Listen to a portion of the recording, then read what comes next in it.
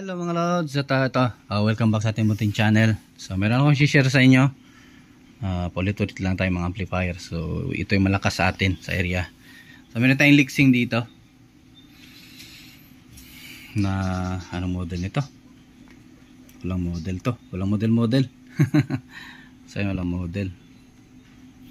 So tignan nyo na lang yung pagmumuka. So baka mga ganito kayo. Ang problem pala nito hindi daw nagki-click yung relay. So galing na to sa kaibigan nating tech. Chinik niya, hindi niya kaya kasi nga isindi. So yan, isindi lahat ng pyesa. Grabe.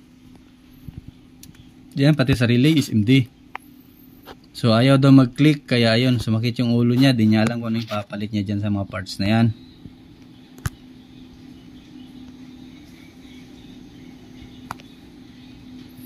I think yung T4 ay ano yan siya, 9014, no? Or may sulat naman pala 551 Lina 41 48. Itong T4 pala ay Zener diode, ano? So yan, Zener diode pala siya. Dito naman may markings naman, pwede mo lang siya palitan ng ng electronic type, yung mga standard na driver transistor, ano. So ayan, grabe, pino na. So chinik niya daw tong output transistor, buo naman daw, kaso wala daw tunog, ano. So ito yung itetest natin.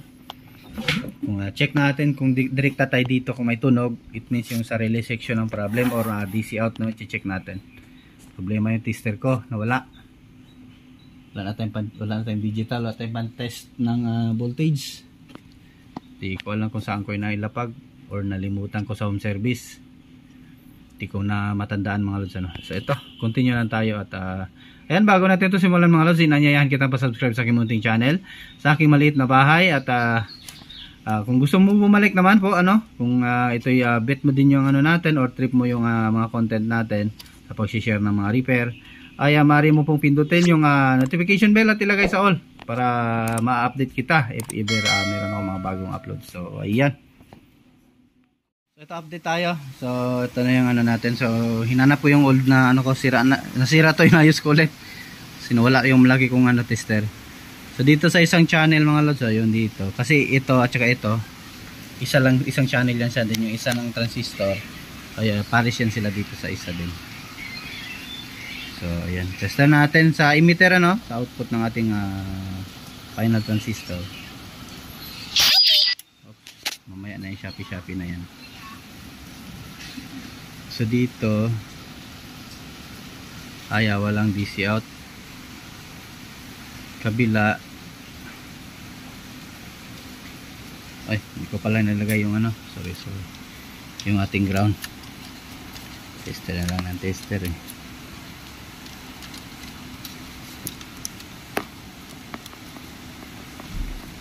yung negative probe sa lang, sa negative din na output ng speaker.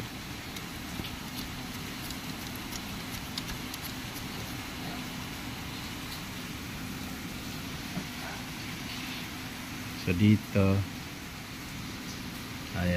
walang DC out. Kabila ito ba? Ay, tangina, tanggal pala.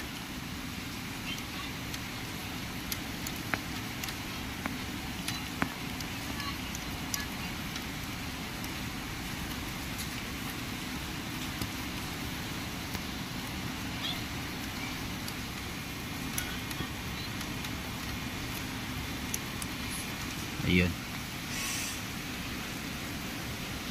dito wala, lang, key ohms lang, so it means 0 volt. Kabila ay ayan, meron tayong 31 na nasusukat. So nag DC out isang channel.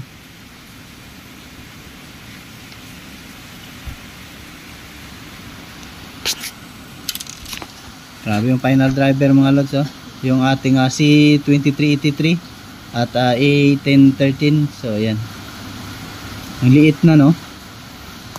SOT transistor ang tawag natin dyan.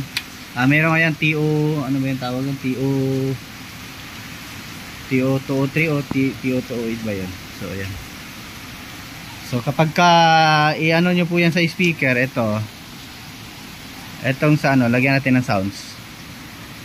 Itong sa isang channel ay pakasan natin. Ayan, meron tunog yung isang channel, ayan oh.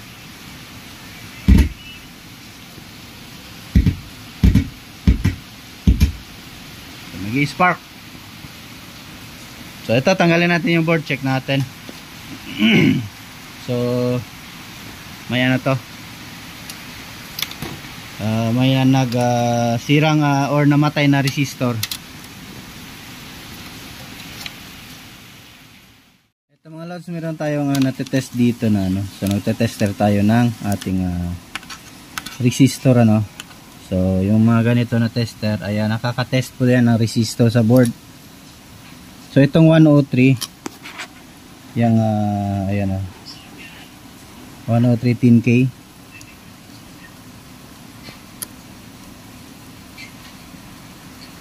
So pag reverse wala siya, pag baliktad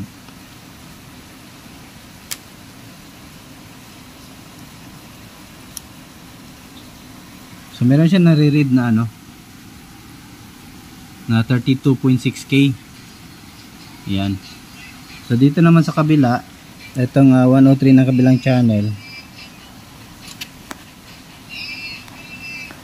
ito 103.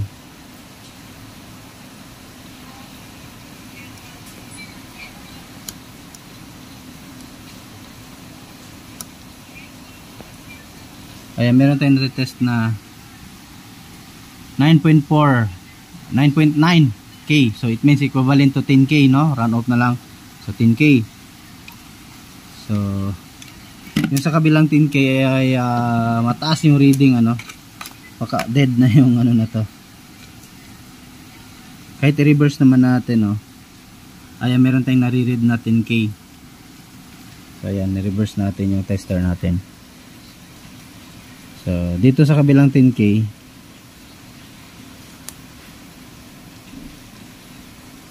ay wala tayong matitest, walang reading. So yan, try natin yan tanggalin ngayon at palitan natin resistor type, or tanggalin natin, i-actual natin mismo ang pagtester, no. So 33K, itong tatlong 3 ay merong 32.6, so equivalent to 3K, 33K. And then itong 100 code, no, ay 10 ohms. Ayan, wait lang, ano yung ano natin, okay, sincheck ang chat. So wala din, patay din to. Yung 10 ohms sa kabila niya ay ayan. So try natin i-reverse yung ating tester, baka sa tester, sorry. So yung 100 dito na code ay ang bagsak na ng ohms niya. Sa kabila na 100 ohms ay 110 ohms ay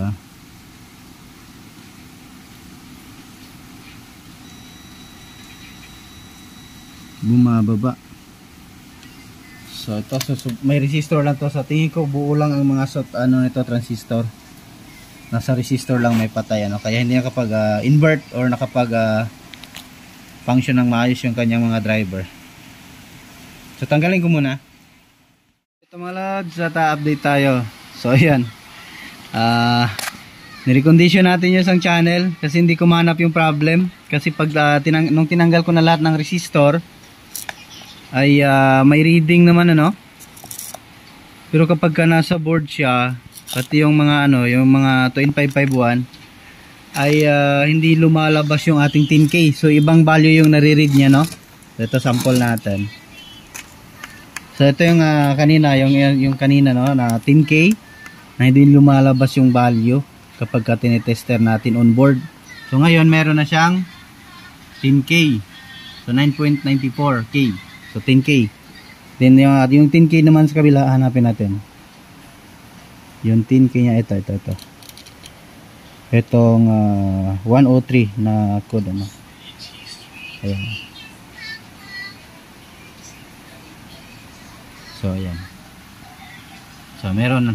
So pasin na sila ng reading sa 10K dito sa kabila. Kasi kanina kasi no, wala tayong ma-test na 10K. So ayan. So ayan, meron na siyang 10K. Ayan. So tinanggal ko talaga yung ano, kasi ang hirap mga lods, ang liit, sakit sa mata. Medyo bata-bata pa kaya kayang-kaya pa sa mata. Walang magnifying lens. So yan yung mga tinanggal natin na parts, parang mga kuto lang ano.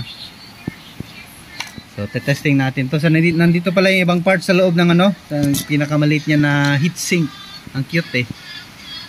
2x2 lang yung ano. 2x2 para 2x2, 3x3. 2x2 lang, hindi nga umabot ng 3. 2x2 lang ano, 2x2 na heatsink. Ang cute eh. So yung 4 na resistor niya sa emitter nandito sa loob. So okay na din to para sa 300 watts na speaker.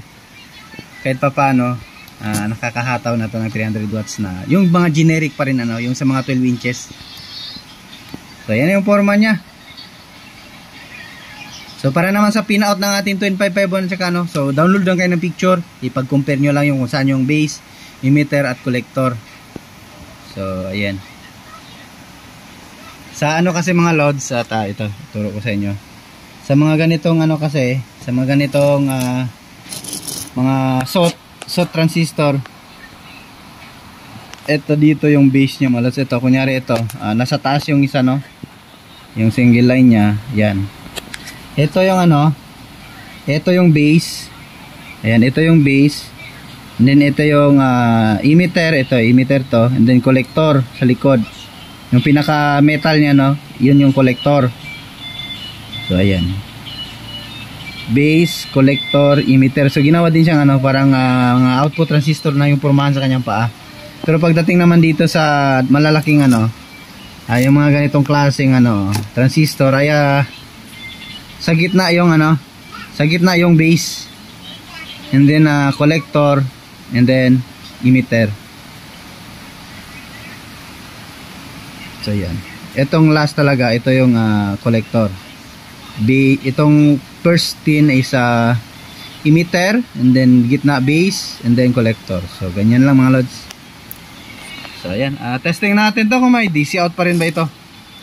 So balik ko muna yung ano, saka na natin to ibalik ang kanyang input kapag wala nang DC out. So tetest muna natin, balik natin yung kanyang OPT kasi iba to eh.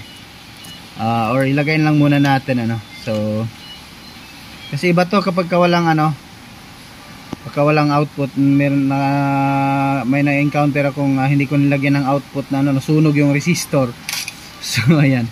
So lagyan lang natin kasi may series valve naman tayo, hindi na tayo matakot. So hindi magbabias tayo ano, kung same pantay yung bias ng kabilaang channel. Ito mga lods, tinanggal ko ulit yung mga ibang resistor kasi pagka-testing natin kanina ay first pag click natin sa switch, nag-click pa yung relay. And then kalaunan ay nung pinatay natin ulit, then on ulit ay hindi na naman pumitik. So ayan, nilubos ko na, nilahat ko na, lahatin ko na lang to pagpalit ang resistor ano. So yung ito, yung dito 33K, 3.3K, and then yung 10 ohms to 20 ohms. So and then 1K, papalitan ko na lang lahat para tignan natin kung meron pa rin. Ay nako, bubunutin ko na lahat to. Grabe mga lods, at ito at natapos na natin palitan lahat ng mga need palitan. So, hindi ko pa naibalik yung RCA terminal ano. So ayan, nakuha rin natin. Grabe, pati sinner diode mga lods, sinner diode, pati yung ano switching diode ano ay pinalitan din natin. Hindi naman siguro diode yan, switch, parang switching, pero parang sinner kasi. So ayan, at switching ano na pro diode pa rin kasi naka-D yan eh, D6. Ayan, nakatayo na lahat ng pyesa. So goods na yan. So ngayon ko lang to natapos palitan yung ano 1N4148. So ayan, kasi tayuan na yung mga building. Okay, natanggal yung ano natin. Patay na natin. So ito okay na to, goods na to.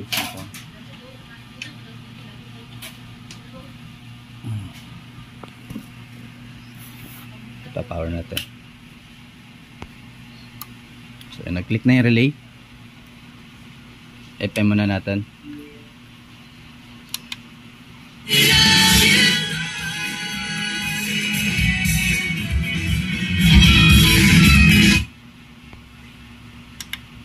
Kulang ibang channel pa. So grabe yung baha ngayon dito mga lods. Ang lakas ng ulan. So USB muna lang tayo para ano, walang copyright.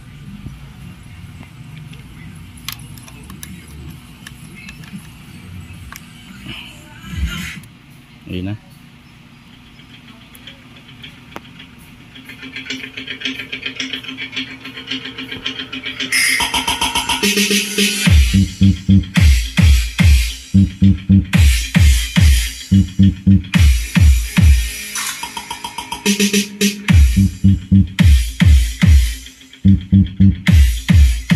Parang lakas-lakas na din siya. Pwede na mga lods, malakas din pala.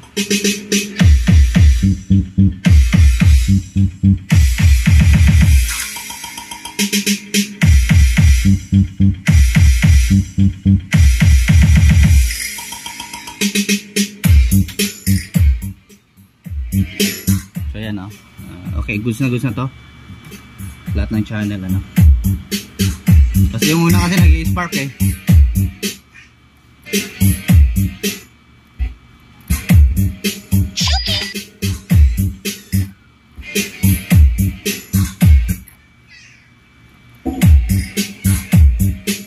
So ito na channel yung anak may problem.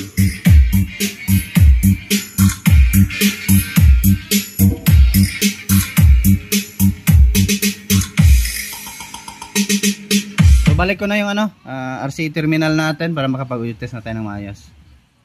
Ayan, ibalik na natin yung ano, RCA terminal. So ayan. Ganyan lang mga lods, pag hindi kaya sa ano ay palitan lahat. Sasakit pa ulo natin. So ayun, na-click na yung relay. Ay, tanggal yung speaker. Tinanggal ko pala eh.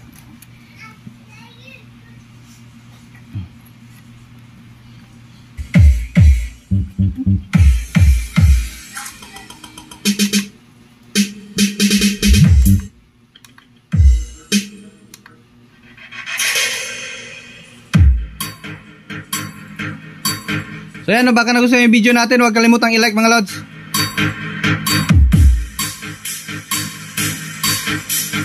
DJ Wowie Remix.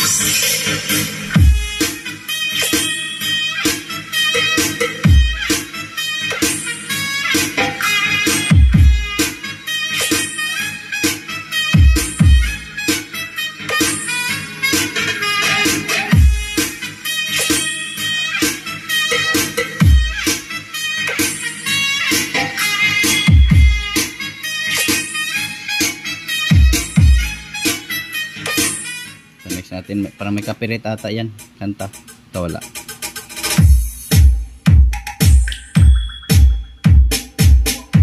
So yung gusto mga pa-shoutout, comment lang sa baba natin video.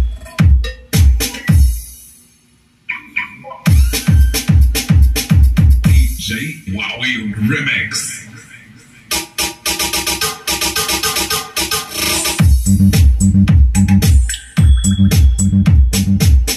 So basahin nyo na lang yung pangalan nyo mga lods.